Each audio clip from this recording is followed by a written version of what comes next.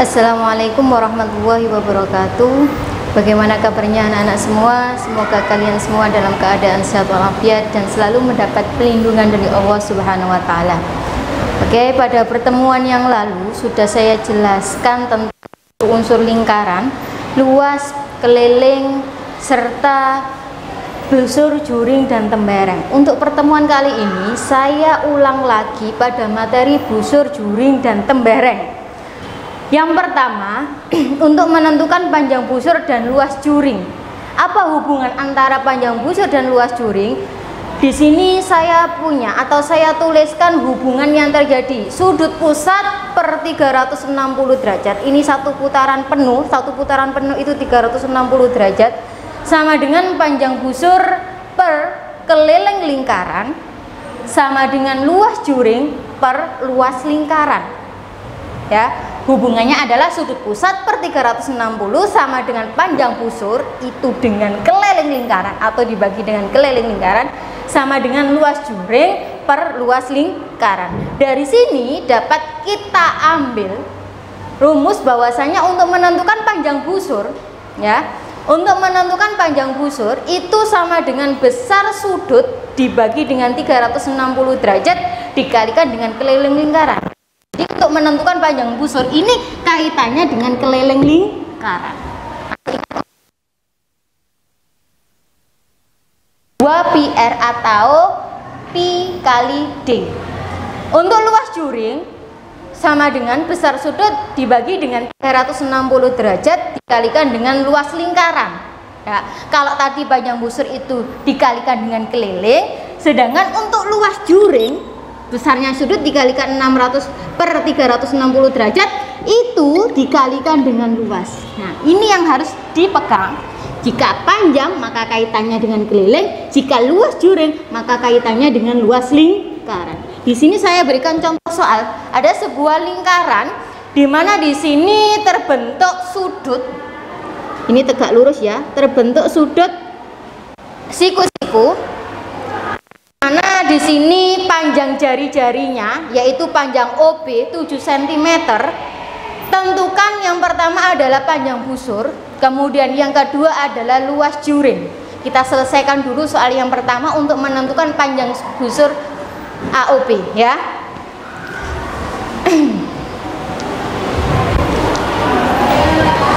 Yang pertama, untuk menentukan panjang busur itu kaitannya dengan keliling lingkaran, maka kita cari dulu kelilingnya.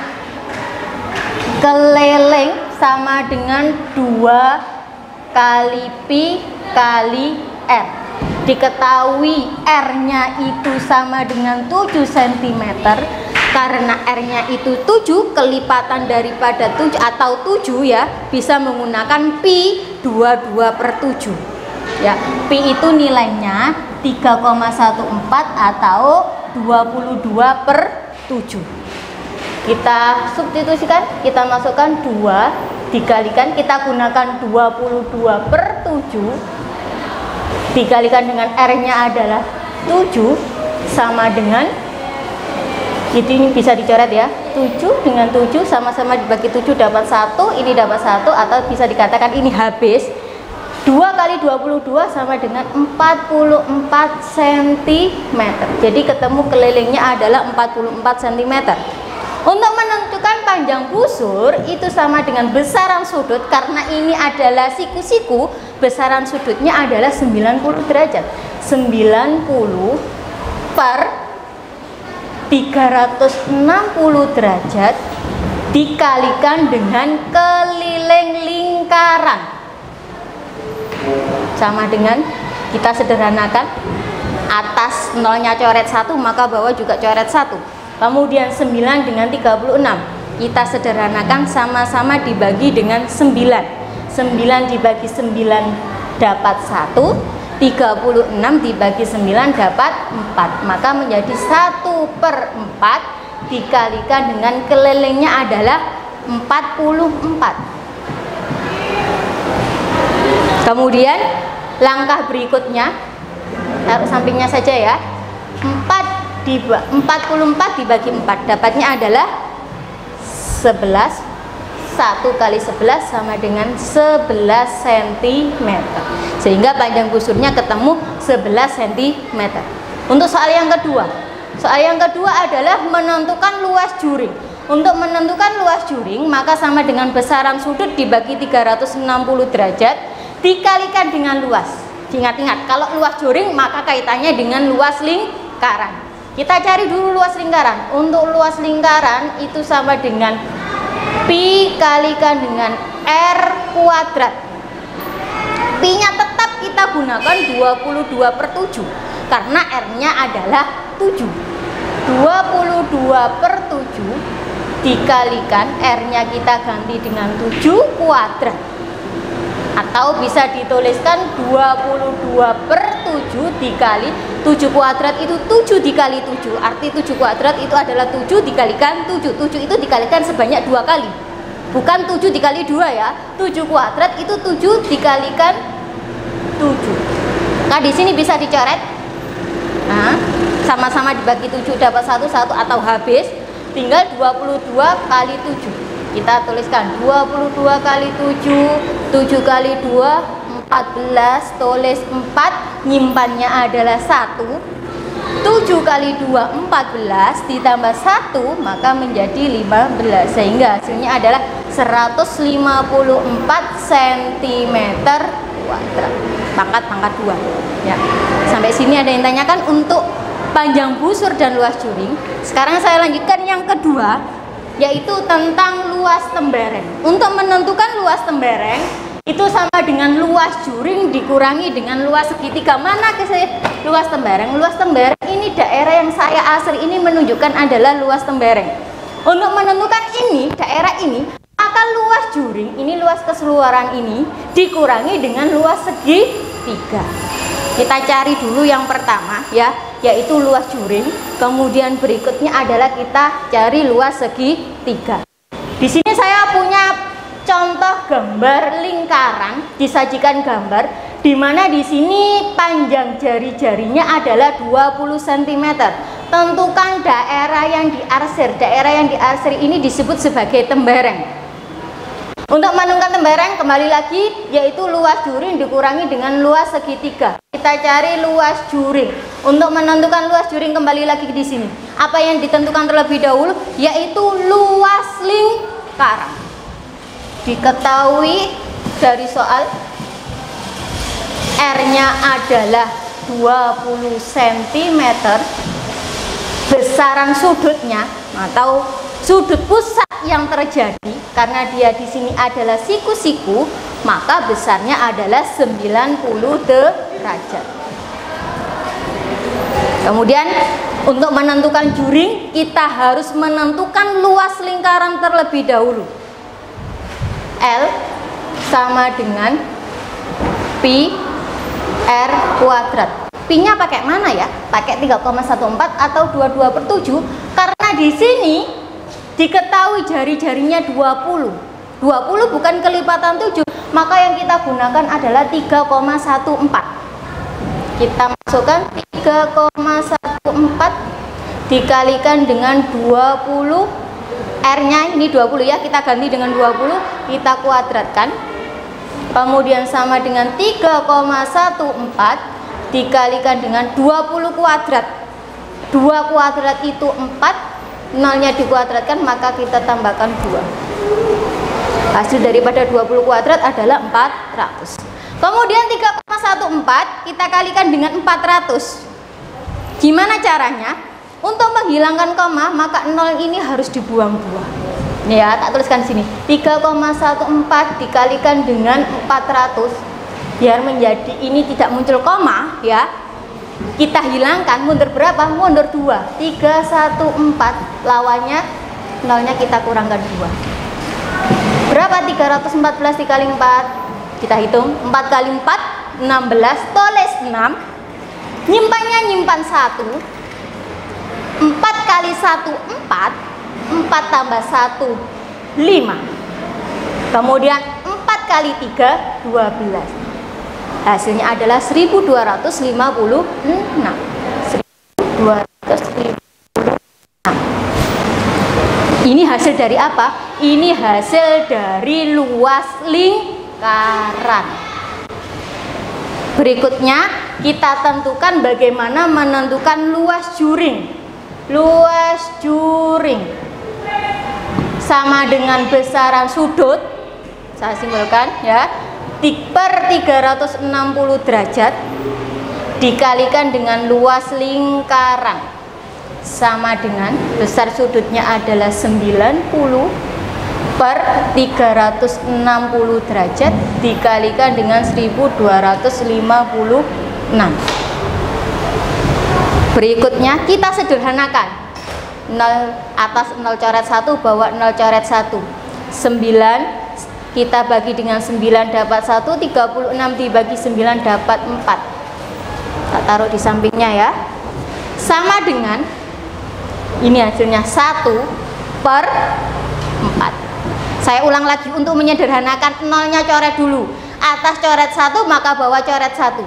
Kemudian tinggal 9 per 36. Kita sederhanakan, cari angka yang bisa membagi keduanya atau FPB-nya, yaitu angka 9. 9 dibagi 9 dapat 1, 36 dibagi 9 dapat 4, sehingga menjadi 1 per 4 dikalikan dengan 1256.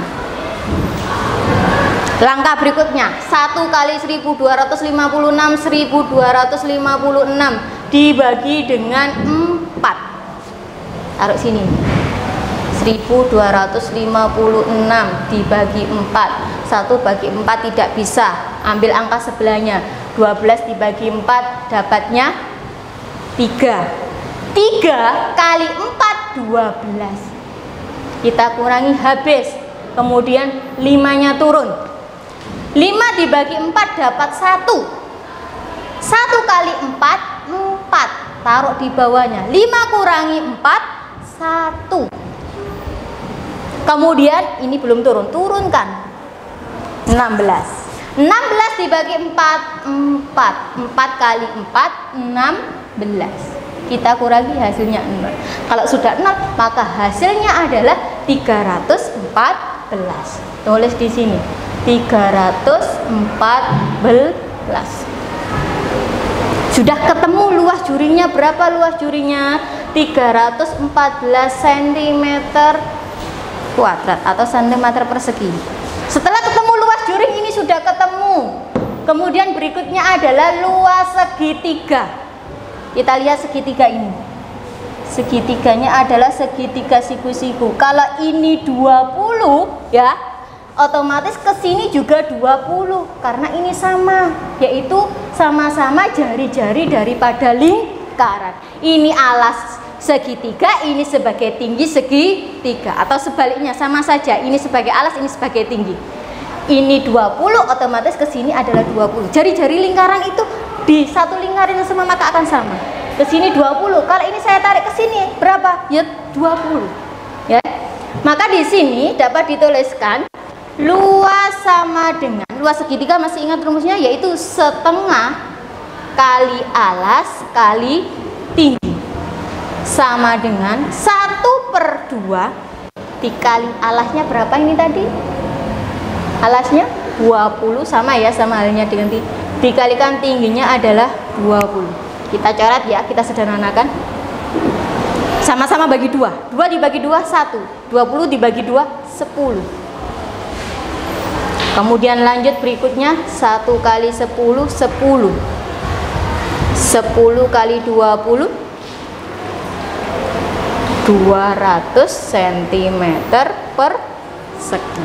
Ini adalah luas segitiga. Ya, masih ingat ya luas segitiga? Setengah kali alas kali tinggi. Nah, dari gambar ini didapatkan segitiga. Segitiganya adalah segitiga siku-siku. Kalau alasnya 20 atau tingginya 20, maka untuk yang lain juga 20. Ini merupakan bagian daripada jari-jari lingkaran, sehingga sama ya. Tinggal yang akhir, yaitu bagaimana menentukan luas tembereng. Saya taruh di sini nggih. Luas tembereng itu sama dengan luas juring. Luas juringnya ketemu 314 dikurangi dengan luas segitiganya adalah 200.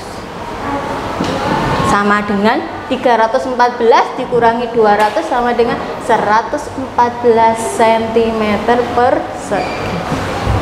Hasil akhirnya ya. Untuk berikutnya saya jelaskan tentang garis singgung lingkaran. Saya harapkan untuk materi ini sudah paham semua. Kemudian sekarang saya lanjutkan bagaimana tentang garis singgung lingkaran. Oke, saya lanjutkan yang berikutnya, yaitu tentang garis singgung lingkaran. Yang pertama adalah sifat-sifat garis singgung lingkaran. Apa sih pengertian daripada garis singgung lingkaran? Yaitu suatu garis yang menyinggung lingkaran tepat di satu titik. Ya, dia akan menyinggung. Contohnya gini. Ya, saya punya garis red. Nah, dia akan menyinggung lingkaran tepat di satu titik ini. Dan dia akan selalu tegak lurus dengan jari-jari. Kalau dilihat di sini contohnya, yang disebut sebagai garis singgung adalah garis BC. Dia menyinggung lingkaran ini tepat di satu titik, yaitu di titik A. Dan garis singgung BC, BC ini kan garis singgung, dia akan selalu tegak lurus dengan jari-jari. Jadi kalau besar sudut daripada OAB, ini adalah sudut siku-siku, besarannya 90 derajat. OAC sama, dia juga tegak lurus, ya kan? Antara garis singgung dengan jari-jari tegak lurus, sehingga membentuk sudut siku dan besar sudutnya adalah 90 derajat. Ya, jadi tepat satu titik pada lingkaran dapat dibuat satu garis singgung. Tinggal ada berapa titik yang kamu buat. Kalau ada 5 titik berarti bisa dibuat 5 garis singgung. Ya. Di sini saya kasih keterangan garis BC ini adalah garis singgung lingkaran. Garis ini adalah garis singgung menyinggung. Nah, nyerempet ya. Itu garis singgung. Kemudian BC, garis BC tegak lurus dengan OA, di mana OA ini adalah jari-jari lingkaran. Garis singgung selalu tegak lurus dengan jari-jari. Kemudian saya lanjutkan berikutnya. Yang kedua adalah syarat kedudukan dua lingkaran. Ada 2 buah lingkaran. Bagaimana kedudukan yang terjadi? Yang pertama adalah 2 lingkaran yang saling bersinggungan. Contohnya ada lingkaran A dan lingkaran B, dia menyinggung. Nah, dia menyinggung, saling bersinggungan. Kalau orang tersinggung berarti hatinya serempet. Kemudian yang kedua, 2 lingkaran berpotongan. Nah, ini adalah contoh dari 2 buah lingkaran yang saling berpotongan, memotong ya. Memotong di mana? Di 2 titik pada lengkung lingkaran. Dan yang ketiga adalah 2 lingkaran yang saling lepas, terlepas satu sama yang lain. Antara A dan B dia terlepas. Kemudian saya lanjutkan bagaimana tentang panjang garis singgung lingkaran. Untuk menentukan panjang garis singgung lingkaran, coba dilihat, perhatikan gambar di sini. Manakah yang disebut sebagai garis singgung lingkaran?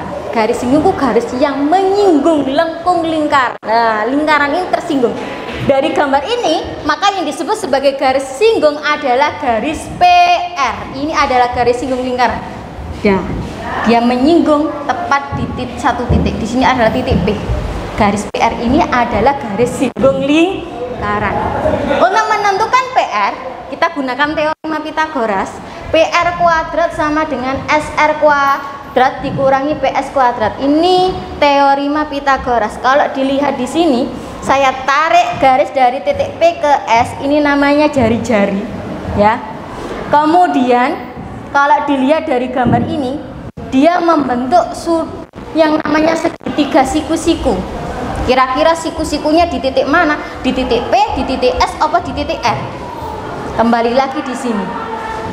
BC yaitu garis singgung selalu tegak lurus dengan jari-jari. Mana garis singgung di sini? Yaitu P. Jari-jarinya mana? PS.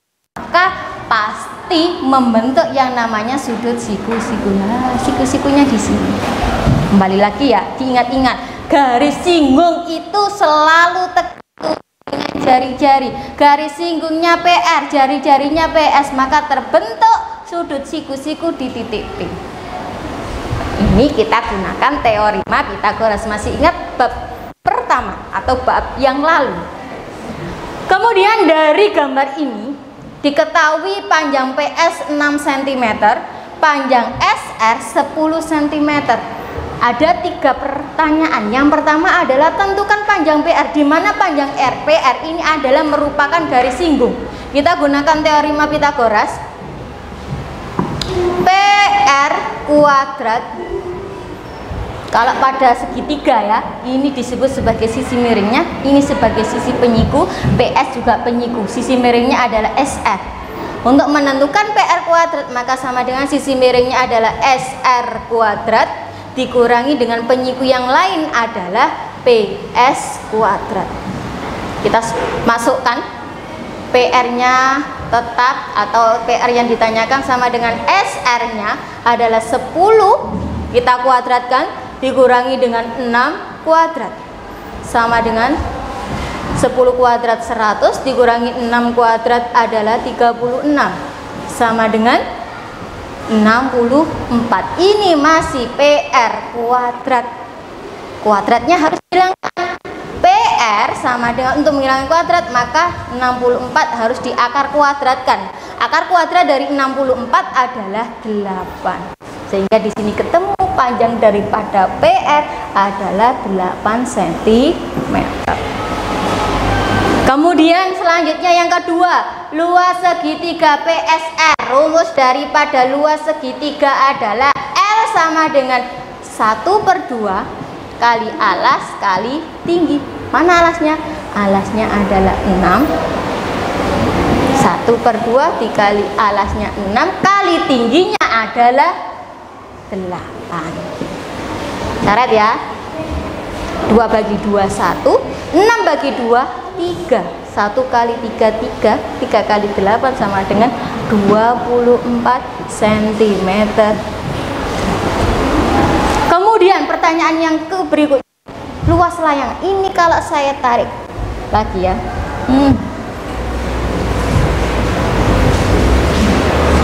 akan membentuk yang namanya bangun layang-layang. Ini saya beri nama titik Q. Ya, ini adalah bangun layang-layang. Pertanyaannya, luas layang-layang PSQR. Nah, ini kalau saya ajar seperti ini. Bagaimana untuk menentukan luas layang-layang? Bisa dilihat, ini adalah segitiga. Berarti luas daripada ini adalah 2 kali pada luas segitiga.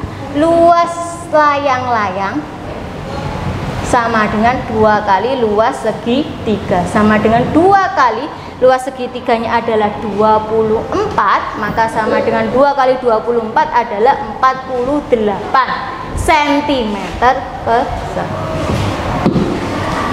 Paham ya? Oke, sekian pertemuan pada kali ini. Semoga apa yang saya sampaikan bermanfaat bagi kita semua, khususnya Samin bisa memahami semua penjelasan dari saya. Saya akhiri, wassalamualaikum warahmatullahi wabarakatuh.